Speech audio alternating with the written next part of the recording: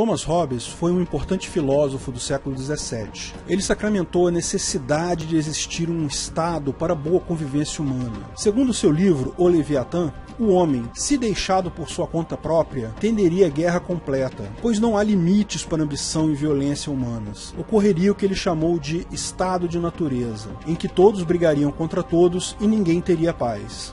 Por isso mesmo deve haver um governo, segundo ele. Os homens devem ceder parte da sua liberdade para o governo em troca da garantia de que não sofreriam violência. Mas há uma falha básica aí. Se o estado de natureza ocorre porque o homem é intrinsecamente ruim e o governo é formado por homens, evidentemente que o governo é incapaz de promover a segurança. Ao invés de promover a paz, ele vai promover a própria riqueza. Como uma falha lógica tão básica se tornou lugar comum em cursos de direito, filosofia, sociologia e até no imaginário popular. Por outro lado, qual a forma alternativa para manter a lei e a ordem sem um Estado?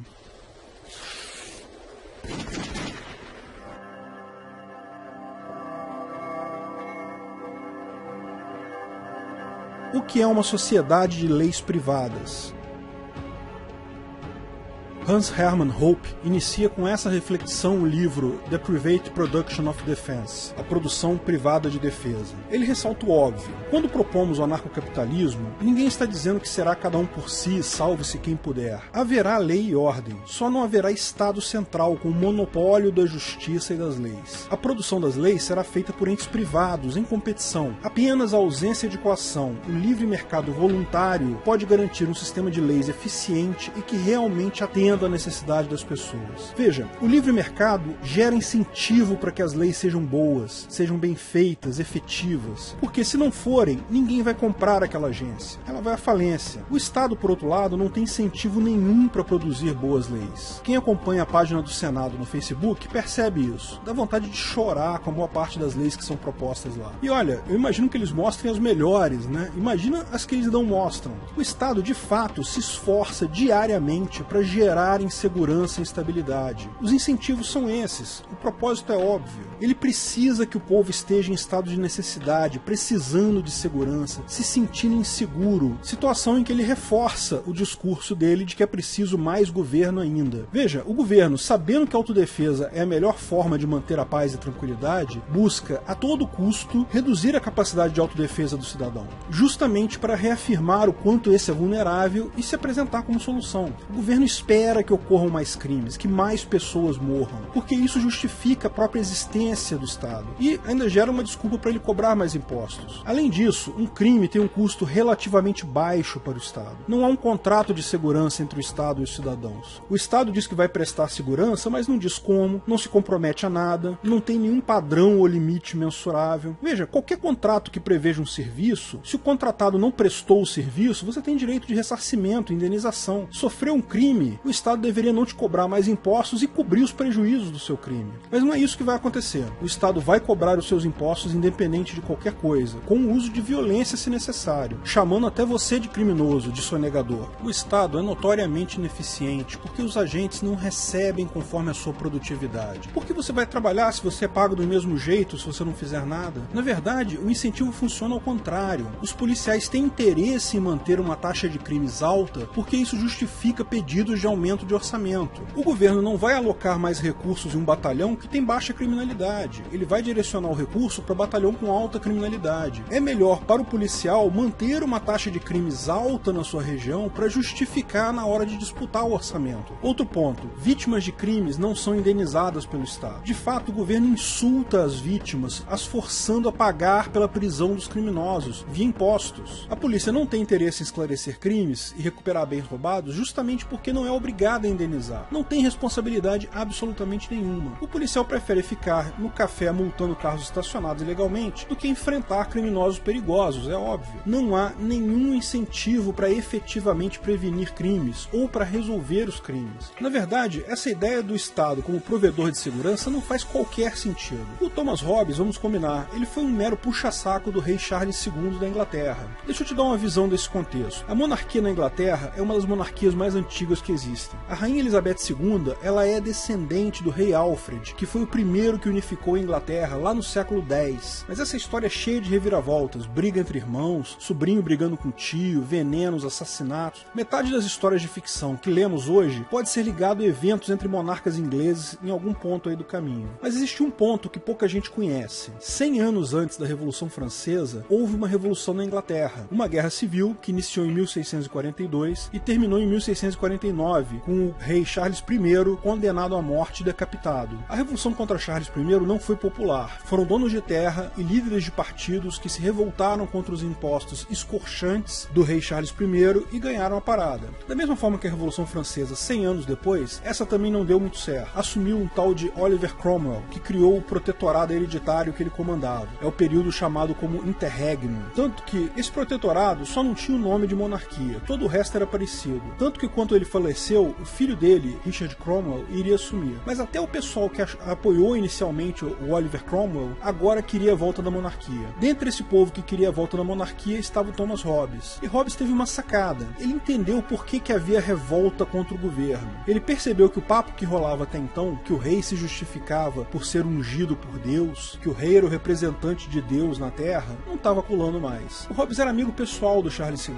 que era filho do Charles I. Ele percebeu que precisava de um discurso, uma justificativa não espiritual para o rei. O Leviatã foi isso, foi um discurso sobre encomenda, um panfleto que inaugurou a segunda era da justificativa estatal. A primeira era foi a religião, que vinha desde o Egito Antigo, os faraós eram deuses, ou então eram representantes dos deuses na Terra, os imperadores romanos também se diziam ungidos divinamente, e assim todos os monarcas se diziam procuradores de Deus. Hobbes criou a segunda era, a do contrato social, em que a legitimidade do governo era dada porque os seus súditos assinaram um contrato aceitando isso. O governo tinha uma função que era a função de dar segurança à população. Essa lorota é a que dura até hoje, mas já começa a mostrar sinais de esgarçamento. Recentemente estamos entrando na terceira era. O Estado pretende se justificar como um ente capaz de diminuir desigualdades sociais, prevenir preconceitos. Da mesma forma que com relação à segurança, isso também o Estado é incapaz de fazer. O Estado é o grande causador de desigualdades, e não quem previne isso. Mas eles têm que arrumar uma desculpa qualquer, não é mesmo? O livro O Leviatã só acerta em um ponto. O Hobbes diz que o Estado é um mal, mas, segundo ele, é um mal necessário. Essa parte do necessário é que está errada. O Estado é um mal desnecessário. Bom, e por que o Estado é incapaz de lidar com o problema da segurança? Como a gente falou, falta da indenização e falta de competição. Ele simplesmente é intrinsecamente falho para lidar com a segurança. A proposta do Hope é, como ele mesmo afirma, uma alternativa proposta. Ninguém sabe como será exatamente no Ancapistan, mas, segundo ele, deve começar pelas empresas de seguro, paulatinamente ampliando seu escopo. Da mesma forma que expliquei no vídeo Quem Precisa de Polícia, a autodefesa continua sendo o ponto central da defesa pessoal. Qualquer mecanismo de segurança adicional será sempre secundário. As organizações de segurança privada, ou as sociedades de leis privadas, têm incentivo para manter a paz. À medida que o Estado for se tornando menos e menos eficiente na segurança, as empresas de seguro terão cada vez mais incentivo para ser eficientes. Hoje já há seguros no Brasil que exigem a instalação de dispositivos antifurto no seu carro, por exemplo, muitas vezes pagos pela própria seguradora. Não é difícil imaginar isso aumentar para, por exemplo, um seguro condominial que inclua também os guardas que vão tomar conta do condomínio, câmeras de televisão interna, investigadores, etc.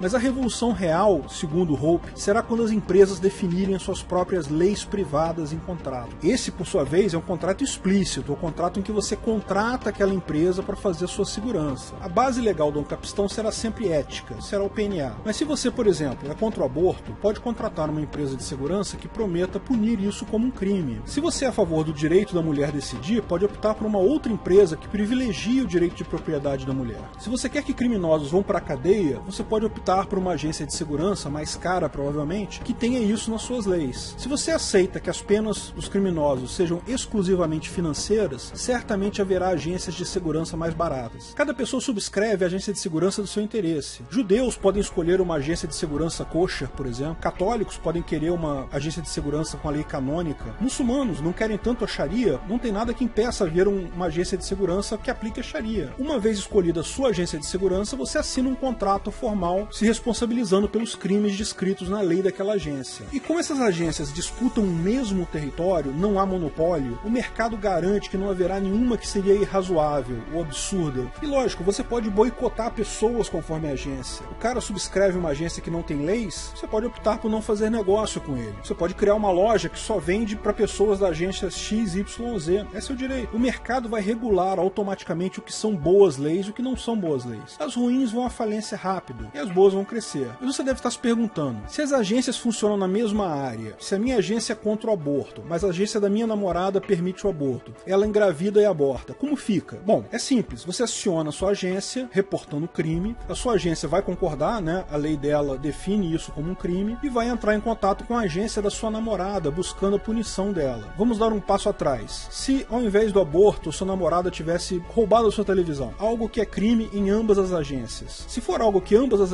agências consideram como crime, a coisa será resolvida mais facilmente. Ainda será necessário um devido processo legal, um juiz para julgar as evidências, mas a lei está posta, a lei é definida. Caso as agências discordem sobre qual lei aplicar, evidentemente há um conflito aí. No caso do aborto e no caso de outros crimes que as agências não concordem sobre qual lei aplicar, é evidente que há um conflito que não pode ser resolvido pelas agências apenas. É necessário um tribunal privado, um árbitro externo. Mas como o tribunal vai decidir com duas leis distintas? Olha, isso é a coisa mais comum do mundo, mais normal do mundo. Ele vai usar o PNA e a jurisprudência do próprio tribunal. Mesmo hoje em dia, em direito internacional, o tempo todo, juízes tomam decisões considerando leis múltiplas. As agências buscam um tribunal privado para apresentar suas acusações e defesas. O contrato com sua agência certamente inclui uma cláusula que você se responsabiliza caso você cometa aquele crime. Então, se o tribunal condenar a sua namorada, ela vai sofrer as penas estipuladas por isso. E lógico, isso funcionaria também se a pessoa que roubou a sua televisão não tiver nenhuma agência. A sua agência de segurança não pode simplesmente ir lá na casa do cara com armas e retirar a sua televisão. Não funciona assim. O devido processo legal é muito importante. O PNA autoriza uma defesa contra uma ameaça ou violência presente, mas a autotutela não. Você foi roubado e tenta fazer justiça com a própria mão, tenta recuperar o produto do roubo, isso é um absurdo, porque você pode estar errado. Aquela pessoa pode não ser quem roubou a sua televisão. O devido processo legal é muito importante, funciona perfeitamente sem o Estado. Você tem um vídeo chamado Uma Sociedade Sem Estado. É uma palestra do Hans Hermann Hoppe em que ele explica isso com detalhes. Essa palestra ela é em inglês, mas ela tem as legendas em português. Eu vou deixar o link na descrição do meu vídeo. Assim, se você quiser pegar mais informações, pode ver lá. Nesse cenário, veja que interessante. O Estado atual podia até continuar existindo, só que teria que disputar mercado com dezenas de outras agências. Você é nacionalista? Gosta de dizer que é brasileiro? Bate no peito e grita Brasil?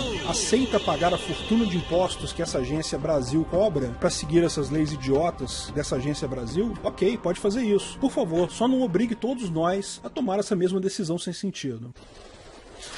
Se você gostou do vídeo, não esqueça de curtir e compartilhar. Clique no logo do canal para assinar e ser avisado de novos vídeos. Quer saber mais sobre o assunto? Veja um desses vídeos que selecionamos para você. Se quiser contribuir com o canal, ajudar na divulgação do anarcocapitalismo, veja na descrição do vídeo de que formas você pode fazer isso.